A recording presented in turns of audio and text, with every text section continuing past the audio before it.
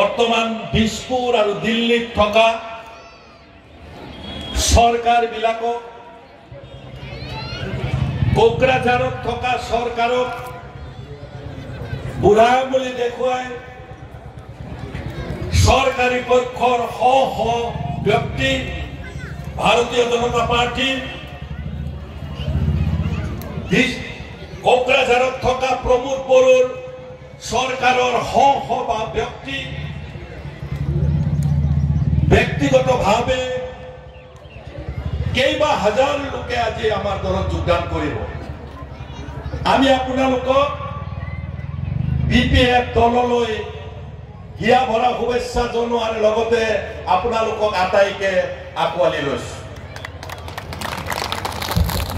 আৰু আঁকোৱালি লৈ আমি আপোনালোকৰ লগত একেলগে লগ লাগি দলৰ কাম কৰিম।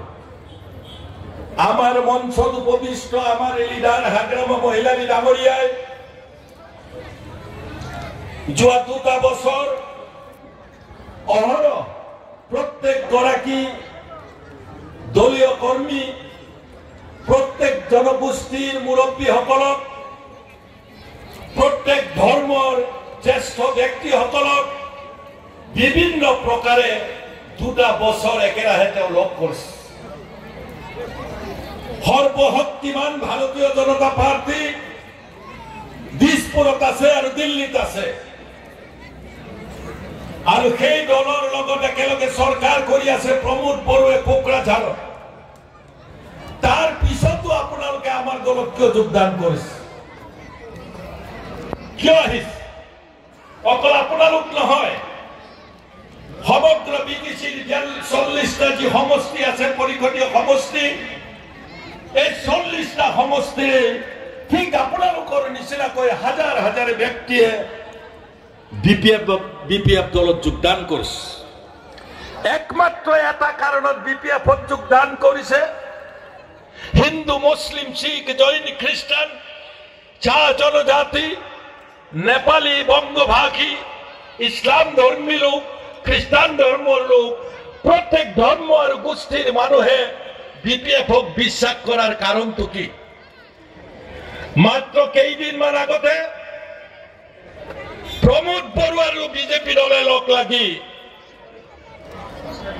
বছৰ বছৰ ধৰি বিপিএফত বসবাস কৰা জনজাতীয় মানুহ বঙালী মানুহ ইছলাম ধৰ্মী লোকসকলক আপোনালোকে বহি থকা মাটিৰ পৰা উচ্ছেদ কৰিবলৈ নটিচ দিছিল প্ৰমোদ বড়োৰ চৰকাৰে আৰু নটিচ দি আপোনালোকক চিৰদিনৰ কাৰণে বিটিচিৰ পৰা খেদাৰ ষড়যন্ত্ৰ কৰিছিল। কোনো ৰাজনৈতিক লিডাৰ আপোনালোকৰ ওচৰত খাৰা হোৱা নাই। 10 জাগাত বিটিচিৰ উচ্ছেদৰ নটিচ দিছিল, 10 জাগাত, আৰু প্ৰত্যেক ঠাইলৈ আমাৰ হাগ্ৰামা মহিলাৰী ডাঙৰীয়াই যাক উচ্ছেদ কৰিবলৈ নটিচ দিছে তেওঁলোকৰ ওচৰলৈ গৈ খাৰা হৈছে যে আমি এই বিপিএফ চৰকাৰ আহিলে আপোনালোকক যিসকল উচ্ছেদ হৈছে তেওঁলোকক অলপ ভূমি দান কৰাই নহয়, আমি আপোনালোকক ইয়াত ঘৰ বনাই দিম বুলি কৈছে। একমাত্ৰ হাগ্ৰামা মহিলাৰীয়ে ক'ব পাৰে। আজি প্ৰমোদ বড়োৱে তেনেকে কোৱাৰ সাহস নাই। আপোনালোকে প্ৰমোদ বড়ো ইয়ালৈ যেতিয়া মিটিঙত আহিব প্ৰশ্ন কৰিব, এটা ভোটৰ বিপৰীতে এটা চাকৰি দিম বুলি কৈছে। আমাৰ চাহ বাগিচাৰ যিসকল বন্ধু বান্ধৱী আছে, আই মাতৃ আছে, প্ৰমোদ বড়ো ঘৰে ঘৰে চাকৰি দিম বুলি কৈছিল। চাকৰি পাইছে নেকি? যদি চাকৰি পাইছে ইউপিপিএল বিজেপি প্ৰমোদ বড়োক একো নক'ব।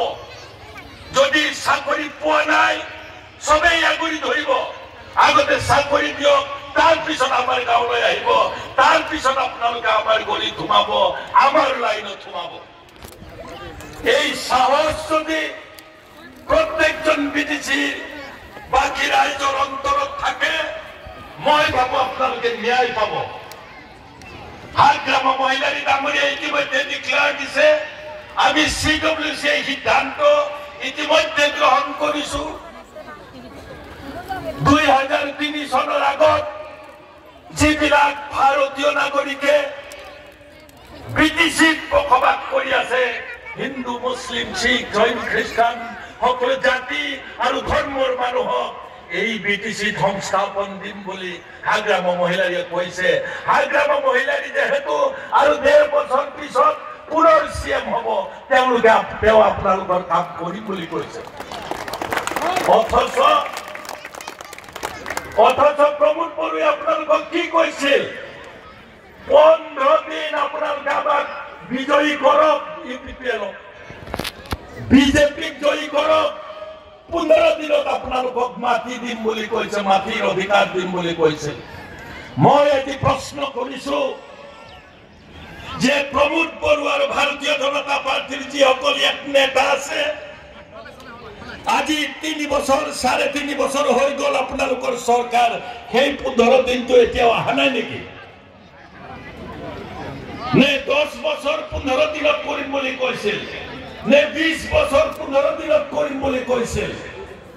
আজি আপোনালোকে আপোনালোকৰ গাঁৱত আপোনালোকৰ ঘৰত গ'লে তেওঁলোকক প্ৰশ্ন কৰাৰ সময় আহিছে, তেওঁলোকক জবাবদেহি কৰাৰ সময় আহিছে। যাকে যাকে মন্ত্ৰী ঘূৰিছে বিদেশীত, যাকে যাকে বিধায়ক ঘূৰিছে, টকা পইচা আপোনালোকৰ মাজত মিলাই সভা সমিতি কৰিছে, বিদেশী ৰাইজক কোনোবাই কিনিব বিচাৰিছে টকা পইচাৰে। আপোনালোকৰ অধিকাৰক কেইটামান টকাৰে কোনোবাই কিনিবলৈ চেষ্টা কৰি আছে। আপোনালোক হুঁচিয়াৰ হওক। আপোনালোকে ভূমিৰ অধিকাৰ ল'ব হাগ্ৰাম মহিলাৰ ডাঙৰীয়াৰ পৰা, নে আপোনালোকে ভোট দিম বুলি কাৰোবাৰ পৰা 500 টকা ল'ব? কোনটো বেছি জৰুৰী আপোনালোকৰ কাৰণে? আপোনালোকৰ গাঁওসমূহ ডেভেলপমেণ্ট লাগিব, নে আপোনালোকক নিৰ্বাচনত কাৰোবাক 500 টকা লাগিব? আপোনালোকৰ সিদ্ধান্ত আপোনালোকেই ল'ব পাৰে। এইখন গণতান্ত্ৰিক দেশ, এই গণতান্ত্ৰিক দেশত ভাৰতৰ ৰাষ্ট্ৰপতি আৰু প্ৰধানমন্ত্ৰীৰ যিমান অধিকাৰ, আপোনালোকৰ ইয়াত সাধাৰণ এগৰাকী ভোটাৰো সমানে অধিকাৰ, কাৰো কম বেছি নহয়। মই আচৰিত হৈছো যে হাগ্ৰাম মহিলাৰীৰ BPF দলে, আমাৰ BPF দলে আটাইতকে বেছি আসনত জিকিছিলো, 40খনৰ 17খন আসনত আমি জিকিছিলো। আমাক চৰকাৰ কৰিবলৈ মাতিব লাগিছিল, হাগ্ৰাম মহিলাৰী ডাঙৰীয়াক চৰকাৰ কৰিবলৈ মাতিব লাগিছিল, কিন্তু অসমৰ গভৰ্ণৰ অন্যায়ভাৱে আমাতকে কম সিট পোৱা UPPL, আমাতকে কম সিট পোৱা বিজেপি, এই দুটা দলক চৰকাৰ কৰিবলৈ মাতিলে। গতিকে অহাবাৰ আপোনালোকৰ এই সমষ্টিটো আপোনালোকে যিগৰাকীক প্ৰাৰ্থী দিয়ে BPF-এ আপোনালোকে জিকাই পঠাব, আৰু জিকাই পঠোৱাৰ পিছত তেওঁ EM দিয়া দায়িত্ব হাগ্ৰাম মহিলাৰী ডাঙৰীয়াৰ, আৰু এগৰাকী EM হৈ আপোনালোকৰ যিমান দায়িত্ব আছে তেওঁৰ পৰা আদায় কৰি ল'ব পাৰিব।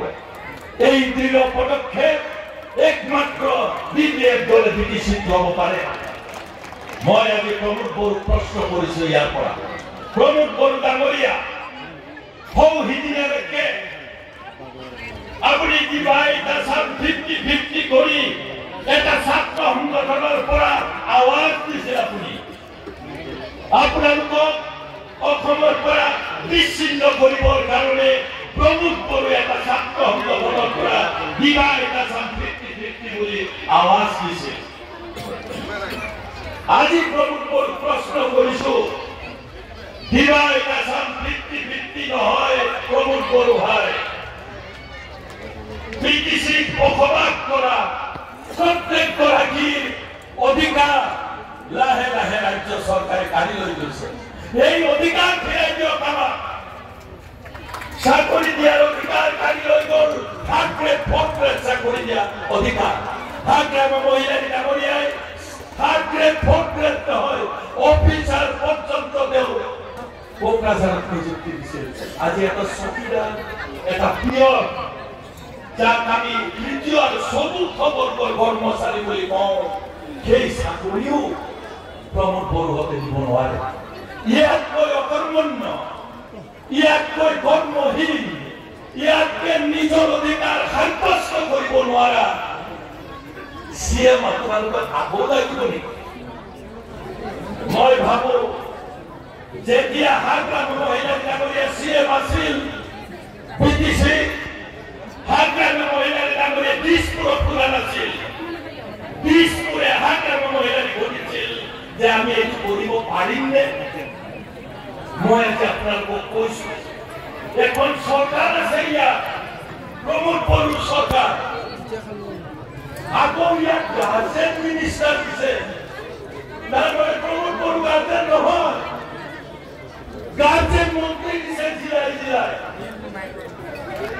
হাগ্ৰাম মহিলাৰ দিনত হাগ্ৰামী মহিলাৰ ডাঙৰীয়া গাৰ্জেন আমাৰ জাতিহতী গাৰ্জেন আমাৰ ইএমএমচিএলএম সকলে গাৰ্জেন আপোনালোকে আপোনালোকৰ গাৰ্জেন আছে এতিয়া গাৰ্জেন মন্ত্ৰী চাপ্লাই দিছে ইয়াত হলে কি কথা তেতিয়াহ'লে আমাৰ শিক্ষিতৰ অধিকাৰ ক'ত যাব আমাৰ কি অধিকাৰ নাইকিয়া কৰিলে নেকি যদি পদে পদে আমাৰ অধিকাৰবিলাক পাবৰ কাৰণে দিছপুৰৰ পৰা গাৰ্জেন মন্ত্ৰী লাগে এইটো কেনেকুৱা মই সেই কাৰণে অনুমান কৰিছো যে এতিয়া প্ৰমোদ বড়োৰ যিবোৰ হ'ল ট্ৰেক্টৰত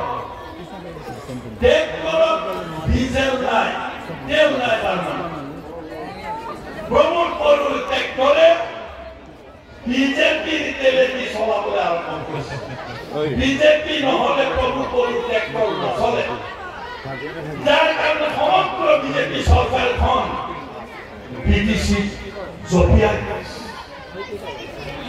যেনেকে বাঘে গৰুক আক্ৰমণ কৰে যেনেকৈ বাঘে মানুহক আক্ৰমণ কৰে অন্য জীৱ জন্তুক আক্ৰমণ কৰে দিছপুৰে সমগ্ৰ বিটিচি ৰাজনৈতিক আক্ৰমণ কৰিছে এই ৰাজনৈতিক আক্ৰমণ প্ৰতিহত কৰিবৰ কাৰণে উৰুৱাই দিবৰ কাৰণে উভৰাই দিবৰ কাৰণে প্ৰয়োজন আছে আপোনালোকক আপোনালোকৰ এই অঞ্চলৰ ৰাজ্যৰ প্ৰত্যেকগৰাকী মানুহক আমাৰ প্ৰয়োজন আছে আপোনালোকৰ অধিকাৰ যদি সাব্যস্ত কৰিব বিচাৰে হাগ্ৰাম মহিলাৰ নেতৃত্বত আজি আপোনালোকে আহিছে আপোনালোকক সহস্ৰ প্ৰণাম জনাইছো আৰু আপোনালোকৰ উপযুক্ততা অনুযায়ী আমাৰ দলে দলত কাম কৰাৰ কাৰণে আমি সুযোগ দিম ধন্যবাদ